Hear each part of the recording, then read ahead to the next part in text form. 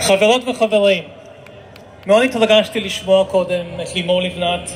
היה דבר אחד קטן, שלא לגמרי הסכמתי איתה. אני חושב שאנחנו כן מפחדים. ובאתי להגיד לכם שזה בסדר גמור לפחד. יש רגעים בהיסטוריה שבהם פחד הוא התגובה הכי שפויה.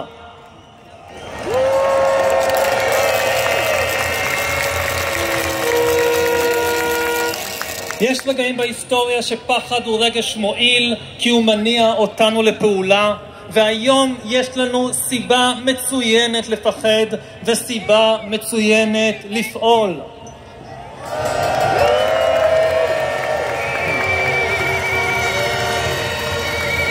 אל תיתנו לאף אחד לבלבל אתכם. מה שהממשלה הזאת עושה זאת לא רפורמה, זאת הפיכה. ככה בדיוק נראית הפיכה.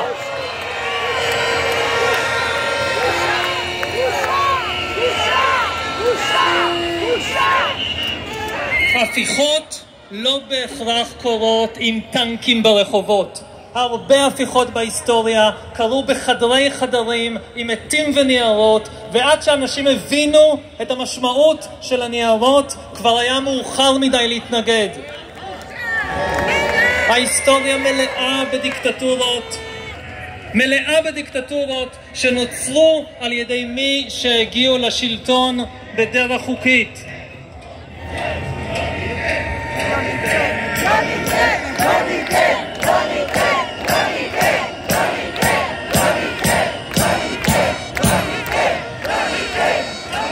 זה הטריק הכי ישן בהיסטוריה. קודם משתמשים בחוק כדי להשיג כוח, ואז משתמשים בכוח כדי לעוות את החוק.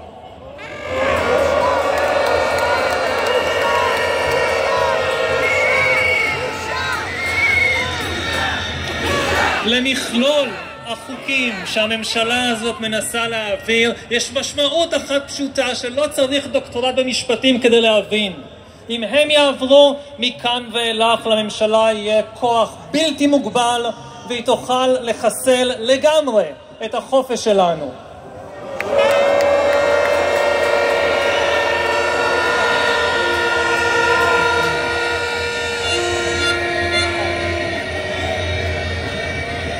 אם זה יקרה, 61 חברי כנסת יוכלו להעביר כל חוק גזעני, דכאני וחשוך שיעלה בדעתם.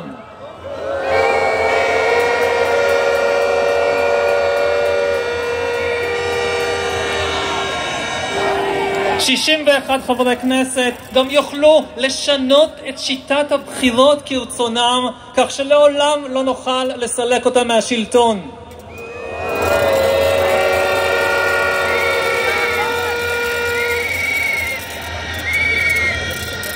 כששואלים את מנהיגי ההפיכה מה בכל זאת ירסן את כוחה של הממשלה במשטר החדש ומה יגן על זכויות האדם, התשובה היחידה שהם נותנים זה תסמכו עליהם.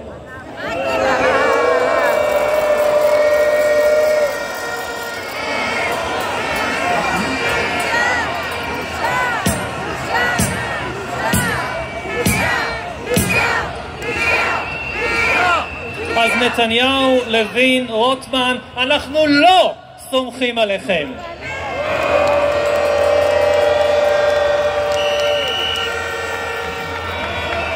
אתם קוראים לגזרים את החוזה שאיכשהו החזיק את החברה שלנו ביחד 75 שנה ועוד מצפים שנסמוך עליכם?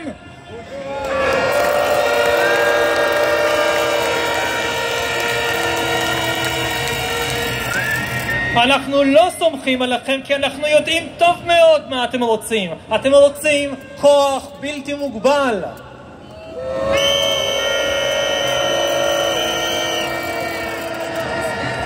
אתם רוצים לסתום לנו את הפה ולקבוע לנו איך לחיות, מה לאכול, מה ללבוש, מה לחשוב, אפילו את מי לאהוב.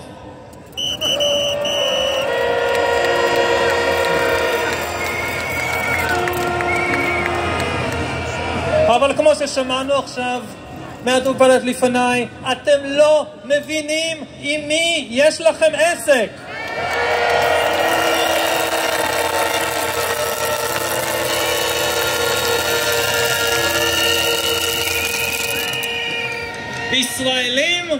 ישראלים זה לא חומר טוב לעשות ממנו עבדים.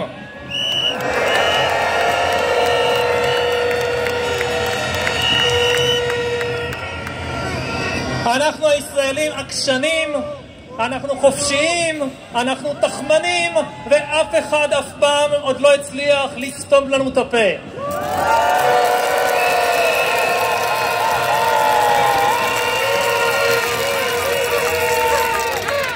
אנחנו לא נאפשר לכם להפוך את ישראל לדיקטטורה.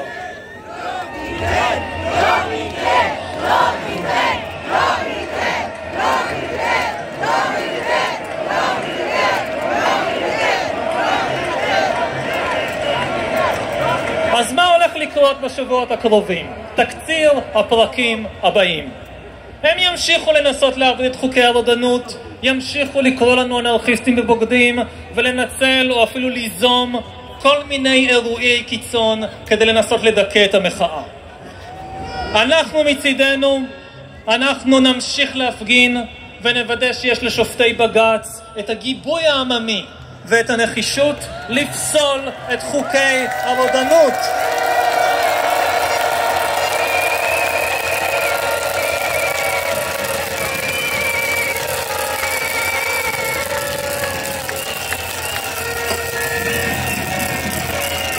ומה יקרה?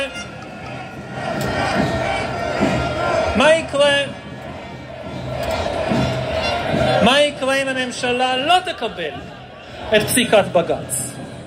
אז אנחנו נכנסים למה שנקרא משבר חוקתי.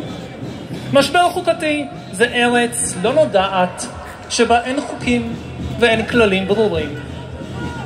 למי תציית אז המשטרה? לממשלה או לבית המשפט? למי יצייתו השב"כ והמוסד?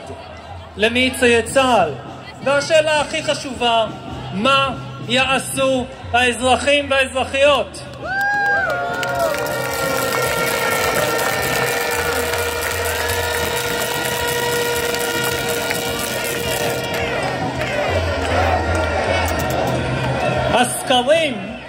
הסקרים ברורים. רוב גדול של אזרחי ישראל מתנגד למה שהממשלה הזאת עושה.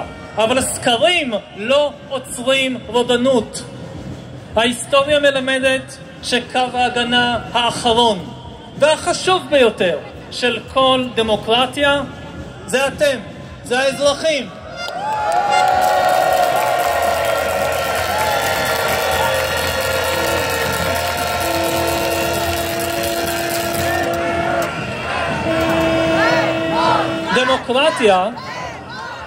דמוקרטיה זאת עסקה.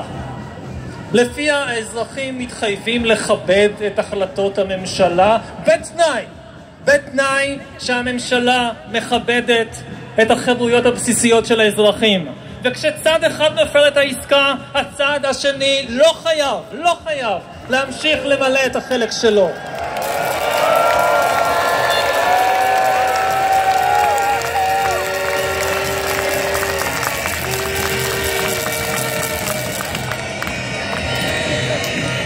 כשהממשלה מנסה להקים דיקטטורה, לאזרחים מותר להתנגד.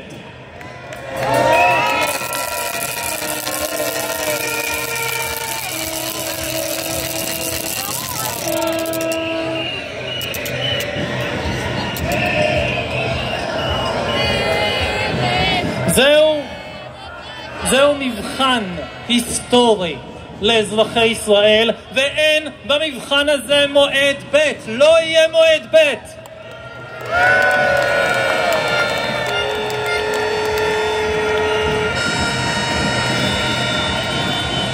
עלינו להרים את הראש עכשיו, או שנצטרך להחזיק את הראש למטה כל החיים.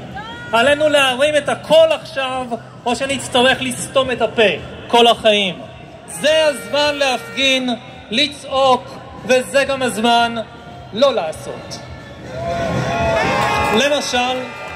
כמרצה באוניברסיטה אני מקווה שכל עוד ההפיכה המשטרית נמשכת נשבית את כל המוסדות האקדמיים בישראל.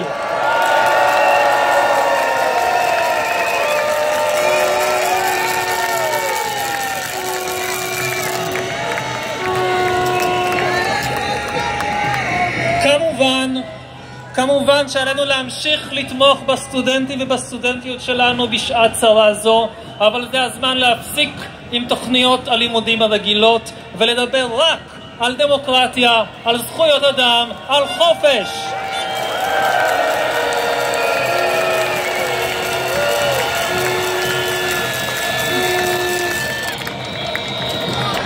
ואם למי מאיתנו קשה לשבות באופן רשמי, אני משוכנע שכישראלים נמצא דרכים יצירתיות לגרור רגליים ולמסמס הוראות. כל אחת ואחת מאיתנו יכולים לתקוע מקל קטן בגלגלים של ההפיכה הזאת.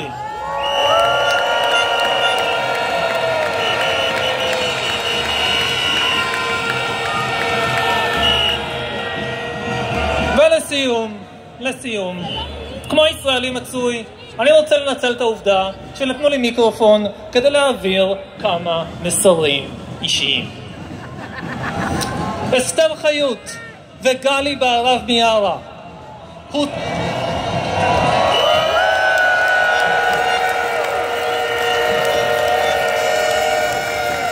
אסתר וגלי, הוטל עליכן אחד התפקידים הכי קשים והכי חשובים בהיסטוריה של מדינת ישראל.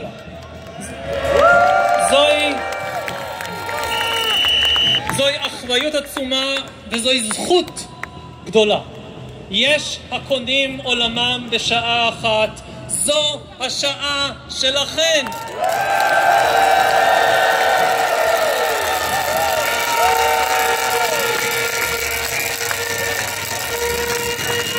אל תוותרו ואל תהססו, תשמרו על החופש שלנו.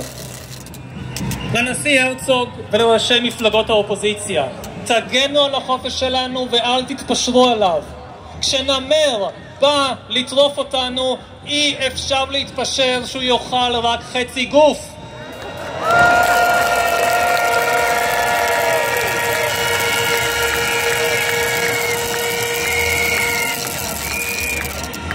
למילואימניקים שמתלבטים, אל תשרתו דיקטטורים.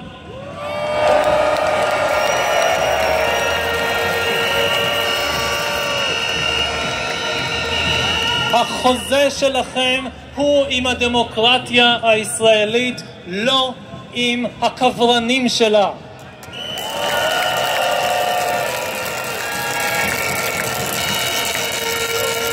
לצה"ל, לשב"כ, למוסד ולמשטרת ישראל, אם חס וחלילה יגיע רגע האמת, תבחרו נכון.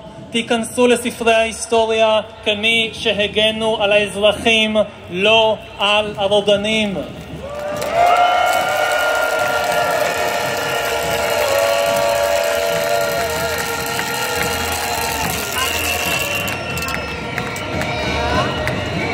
לכל המפגינות והמפגינים שהגיעו הערב לכאן, ולכל אחת מעשרות ההפגנות ברחבי ישראל, אני פשוט אוהב אתכם.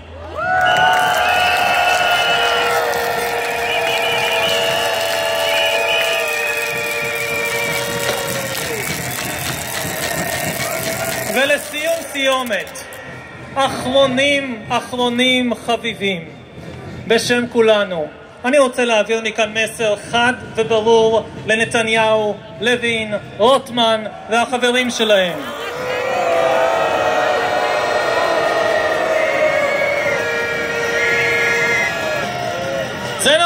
זה נכון, יש לכם 64 אצבעות, אבל זה לא אומר שמותר לכם לדחוף את האצבעות האלה לכל מקום שבא לכם.